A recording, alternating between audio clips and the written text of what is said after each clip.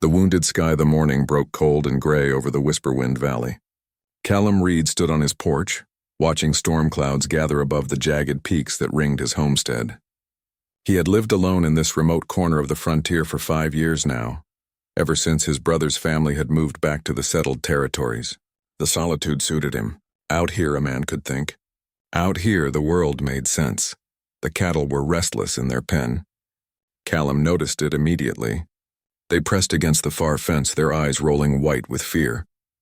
His hand moved instinctively to the rifle mounted beside his door. Something was wrong. Then he heard it. A sound like thunder rolling across stone, but wrong somehow, deeper, more painful. It came from the northern ridge, from the direction of the ancient mountains where few humans dared to travel. Callum grabbed his field pack and started hiking. Whatever was making that sound was hurt badly. The climb took him 2 hours through dense pine forest and across rocky slopes, slick with morning dew. The sound grew louder as he climbed, transforming from distant thunder into something that made his chest ache. It was a cry of pure agony, the kind that transcended species and spoke directly to something primal in his heart. He crested the ridge and stopped dead in his tracks. Spread across a boulder field lay a creature from legend, a dragon, not the small flying lizards that sometimes raided chicken coops, but a true dragon. She was massive, easily 40 feet from snout to tail, with scales that shimmered like liquid silver, even covered in blood and dirt. One of her great wings lay twisted beneath her body, clearly shattered. Deep gashes marked her flanks, and a spear still protruded from her shoulder. Tessara lifted her head as Callum approached. Her eyes were the color of molten gold, filled with intelligence and desperate pain. She did not bare her fangs or summon fire. Instead, she made a sound that was almost a whimper and turned her gaze toward a dark crevice in the rocks behind her. Callum followed her line of sight. From deep within the crevice came a much smaller cry, high and thin, the sound of something very young and very hungry. Understanding crashed over him like cold water. This dragon was not alone. He approached slowly, hands visible and empty. The great dragon watched his every step but made no move to stop him. When he reached the crevice, he pulled out his electric torch and peered inside. 2 eyes gleamed back at him from the darkness. They were barely bigger than apples, set in a face no larger than his 2 fists together. The baby dragon was exquisite. Her scales held an iridescent quality that shifted between silver and pale blue. She was painfully thin, her tiny ribs visible beneath delicate skin. When she saw Callum, she opened her mouth and cried again, the sound full of hunger and confusion. Callum looked back at the mother dragon. She was dying. He could see it in the way her breathing labored, in the blood that pooled beneath her massive body. She had fought something, fought hard and lost. Now she lay here, unable to hunt, unable to feed her infant, unable to do anything except wait for death and listen to her baby starve. Their eyes met across the boulder field. In that moment, something passed between human and dragon that had no words. A plea, a desperate, aching hope. She could not save her child, but perhaps he could. Callum made a decision that would change everything. He set down his pack and started working. First, he examined the mother dragon's wounds. The spear in her shoulder was deeply embedded. He would need to remove it, and that would hurt. He knelt beside her massive head and spoke softly, as he would to a frightened horse. "I am going to help you. It will hurt, but I will try to be quick." Tessara watched him with those intelligent golden eyes. Then, incredibly, she lowered her head to the ground and closed her eyes. Permission, trust. From a creature that had every reason to fear and hate humans, given the spear in her shoulder. Callum worked quickly. He gripped the spear shaft and pulled hard. It came free with a wet sound that made his stomach turn. Tessara roared, a sound that echoed across the valley and sent birds scattering from the trees. But she held still. She did not thrash or snap. She simply endured. He cleaned the wound with antiseptic from his field kit and packed it with gauze. The broken wing would be harder. He had set broken bones before on cattle and horses, but never anything this large. Still, the principle was the same. He gathered straight branches and strips of cloth from his pack. As he worked, the baby dragon continued to cry from her crevice. The sound was breaking something inside Callum. He had heard hungry animals before, but this was different. This was a child calling for help that was not coming. When he finished splinting the wing as best he could, Callum turned his attention to the crevice. He climbed carefully down into the narrow space. The baby dragon, whom he would later learn was named Empress, backed away from him at first. But hunger won over fear. When he offered her a piece of dried meat from his pack, she lunged forward and devoured it. Callum spent the rest of that day between mother and baby. He gave Tessara water from his canteen, which she drank gratefully. He fed Empress everything he had in his pack that she would eat. Dried meat, fish jerky, even some cheese.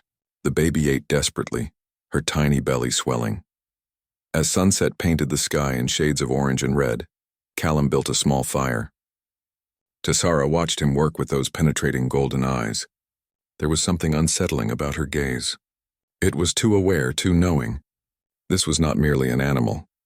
This was a thinking, feeling being trapped in agony and watching a stranger save her child's life. Callum settled beside the fire and looked at the two dragons. The mother, broken and bleeding but alive.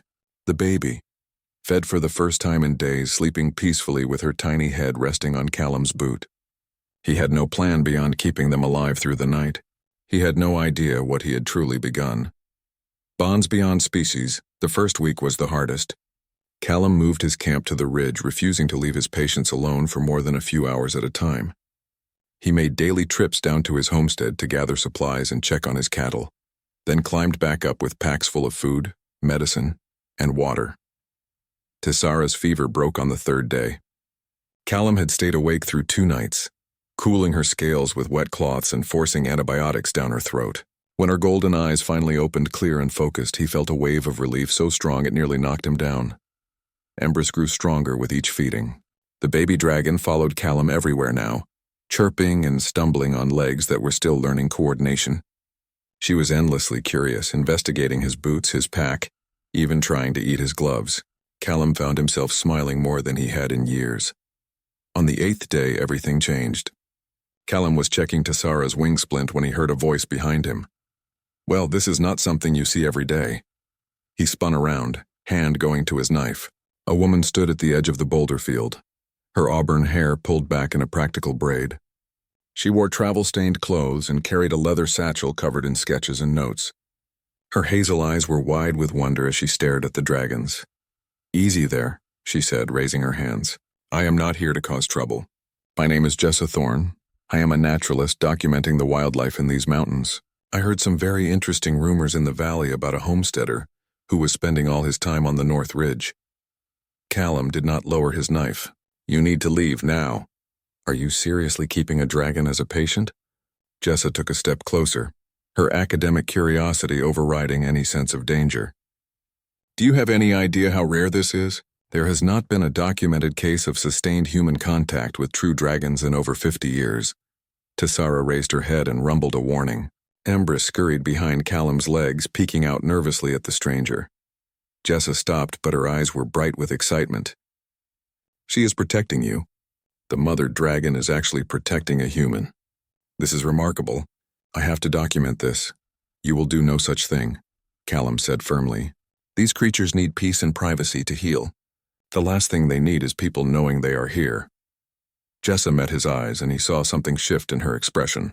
The academic excitement faded, replaced by genuine understanding. "You're right," she said quietly. "I apologize. I let my enthusiasm override my judgment. But please let me help. I have medical training and I have studied dragon anatomy. I might be able to help her heal faster." Callum studied her for a long moment. Tessara watched this exchange with intelligent eyes, her gaze moving between the two humans. Finally, the great dragon made a soft chuffing sound and lowered her head back to the ground. It felt like approval. "Fine," Callum said. "But you tell no one. Not a single soul." Jessa's face lit up with a smile that did something strange to Callum's chest. "I promise. Not a word." Over the following weeks, an unexpected rhythm developed on the ridge. Callum and Jessa worked together to care for the dragons, their initial wariness giving way to comfortable partnership. Jessa's knowledge of anatomy proved invaluable.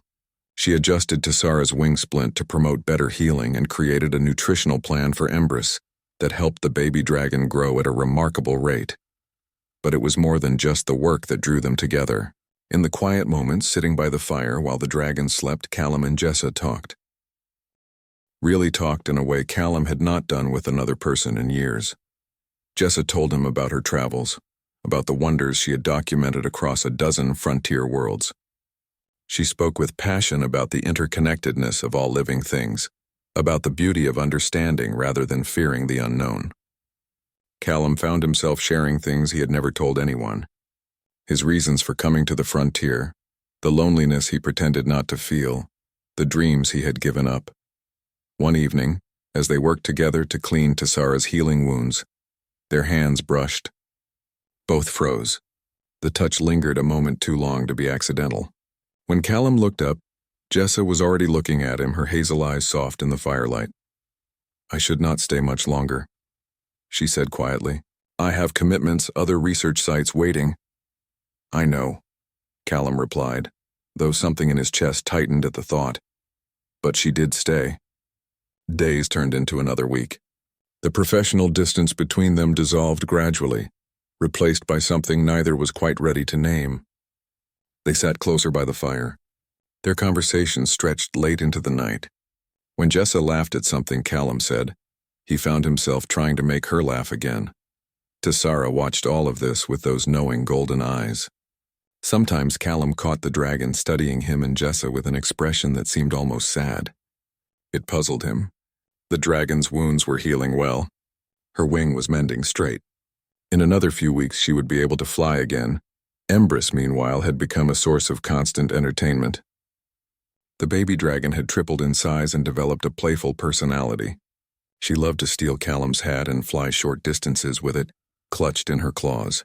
She had learned to trust Jessa too, often curling up between the two humans at night, her warm body a comfortable weight.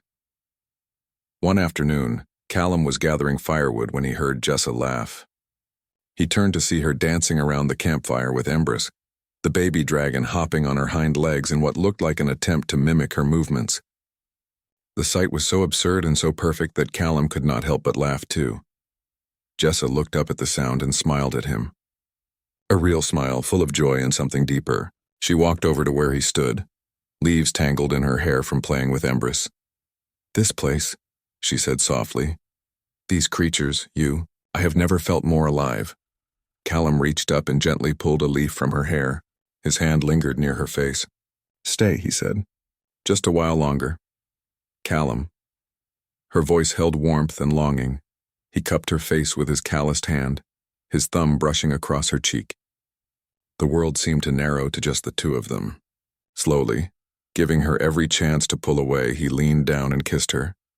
Jessa melted into the kiss, her arms wrapping around his neck. It was gentle and fierce all at once, weeks of growing attraction finally finding expression. When they finally pulled apart, both were breathing hard. Behind them, Empress made an approving chirping sound. They broke apart laughing, foreheads pressed together. That night they sat close by the fire, Jessa leaning against Callum's shoulder. His arm was wrapped around her waist. The stars blazed overhead in the clear mountain air. Everything felt right in a way Callum had never experienced before. But Tessara did not share their joy. The great dragon lay with her head on her paws, watching them with eyes that held a deep, terrible sorrow. Callum noticed, but he did not understand. Not yet. The heartbreaking truth. 6 weeks after that first desperate rescue, Tessara stood on her own 4 legs for the first time. Her wing, though scarred, opened fully. She stretched it experimentally, testing its strength. The splints had come off 3 days earlier, and Jessa had declared her healed enough to fly. Callum should have been celebrating. Instead, a cold dread had settled in his stomach. He had known this day would come. He had known the dragons would eventually leave. But he had not expected it to hurt this much. Empress had grown into a juvenile dragon, nearly 10 feet long now. She still played like a youngster, still stole Callum's hat. But there was a wildness in her eyes that had not been there before. She was meant for the sky, for the high mountains and wide valleys, not for living beside humans. Jessa had integrated herself into Callum's life so completely that he could not imagine the homestead without her. She had moved her research equipment to his barn. Her clothes hung beside his. Her laughter filled the spaces that had been silent for so long. They had not spoken about the future, both afraid to break the spell of these perfect weeks. On the morning of the 7th week, Tessara called them both to the ridge. The great dragon stood tall and proud, her silver scales gleaming in the early light. Ember sat beside her mother, looking between the dragons and her human friends with confused eyes. Tessara opened her mouth and made a series of sounds. Not the roars or rumbles Callum had learned to interpret. These were different, deliberate, almost like speech. Jessa gasped beside him. Is she trying to communicate? The dragon nodded, a very human gesture. Then she began to move. She drew symbols in the dirt with her claw, carefully and precisely. Callum watched, his heart sinking as understanding dawned. The symbols showed dragons and council. They showed a human figure. They showed separation. The meaning was heartbreakingly clear. Jessa knelt beside the drawings, her scientific mind working through the implications. There are laws, she whispered. Dragon laws about contact with humans. I have read fragments of ancient texts, but I thought they were myths. Tessara nodded again. She touched her claw gently to Callum's chest, then to her own. She made a sound like a sob. Then she drew an X through the symbol of dragon and human together. No, Callum said, his voice rough. No, there has to be another way. You do not have to go, but even as he spoke, he saw the truth in Tessara's eyes. She did have to go. By saving her life, by becoming part of her world. He had forced her into an impossible position. Dragon law forbade sustained contact between their species. The reasons were old and complex, rooted in wars and betrayals from centuries past. If other dragons learned that Tessara had lived among humans, had allowed humans to know her intelligence and her vulnerability, there would be consequences. Not just for her, but for Empress too. The baby dragon would be judged by her mother's choices. She would carry the stain of this human contact throughout her life, unless Tessara left now and never returned. Unless she disappeared into the deep mountains where dragons still lived according to the old ways, and pretended this time had never happened. Jessa was crying openly now. It is not fair, she said. You are alive because of Callum. Empress is alive because he refused to walk away. How can your laws punish that? Tessara bent her great head and gently nuzzled Jessa's hair. Then Callum's face. The touch was tender, full of grief and gratitude tangled together. She made a low, mournful sound that needed no translation. This was goodbye. Empress finally understood what was happening. She ran to Callum and pressed her head against his chest, making desperate crying sounds. She did not want to leave. This human had saved her, fed her, played with her. He was pack. He was family. Callum wrapped his arms around the young dragon's neck, his own tears falling freely now. You have to go with your mother, he whispered. You have to be safe. You have to live the life you were meant for. Empress pulled back and looked at him with eyes so full of betrayal and confusion that it shattered something in Callum's heart. She did not understand why love meant leaving. Tessara called to her daughter, a sharp, commanding sound. Empress hesitated, looked back at Callum one more time, then slowly walked to her mother's side. The young dragon pressed close, trembling. Callum and Jessa stood together, his arm tight around her shoulders as Tessara spread her healed wings. The great dragon looked at them one final time. In her eyes was everything she could not say. Thank you. I am sorry. I will never forget. Forgive me. Then she launched herself into the sky with powerful beats of her silver wings. Empress followed, still clumsy in flight but determined. They circled once over the ridge, their scales flashing in the morning sun. Callum raised his hand in farewell, knowing they could see him. The dragons turned east, toward the deep mountains, toward the wild places where humans never went. They flew until they were just specks against the clouds, then vanished completely. The silence they left behind was deafening. Callum stood frozen, his hand still raised, unable to process the loss. Jessa turned into his chest and sobbed. He held her, his own tears soaking into her hair. They stayed on the ridge until sunset, unable to make themselves leave the place where they had built something impossible and beautiful. As darkness fell, they finally walked down the mountain together, holding hands so tightly it hurt. Back at the homestead, everything looked the same but felt wrong. Jessa's research notes were scattered across the table. Empress's favorite sleeping spot near the fireplace was empty. The sky was vast and empty. That night, lying in bed with Jessa curled against him, Callum stared at the ceiling and tried to make sense of what he felt. Loss, yes. Grief, absolutely. But also something else. A strange, painful kind of pride. He had saved something precious. He had been trusted by a creature that had every reason to fear him. He had experienced a connection that most people would never believe possible. Do you think we will ever see them again? Jessa whispered in the darkness. No, Callum said honestly. I think that was forever. Jessa was quiet for a long moment. Was it worth it? All this pain? Callum thought about Tessara's golden eyes full of desperate hope. About Embers's first successful flight. About the moment he realized he was falling in love with the woman beside him. About proving that sometimes, against all logic and reason, different worlds could touch. Yes, he said. Even knowing how it would end, yes. They held each other as the night deepened around them. Outside, the wind whispered through the valley. Somewhere in those distant mountains, 2 dragons flew free. And in this small homestead, 2 humans began the slow process of healing hearts broken by impossible love. The cattle had stopped being afraid. The valley returned to its normal rhythms. But Callum Reed was forever changed. He had touched the divine and been touched in return. He had learned that sometimes the most profound love is found in letting go. And every night before sleep, he looked toward the eastern mountains and whispered the same words. Fly far. Fly safe. Remember me.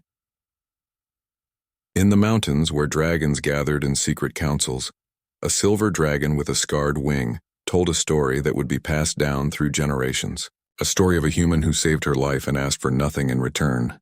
A story of impossible kindness. A reminder that sometimes the old laws were wrong, but she never broke those laws. She never went back. Love, after all, sometimes means sacrifice. And in the valley below, 2 humans built a life together, bound by shared loss and shared wonder. They never stopped watching the skies. They never stopped hoping. But they never saw the dragons again. Some goodbyes are forever. Some loves are meant to break your heart. And some stories, the truest ones, do not have happy endings. They just have true ones.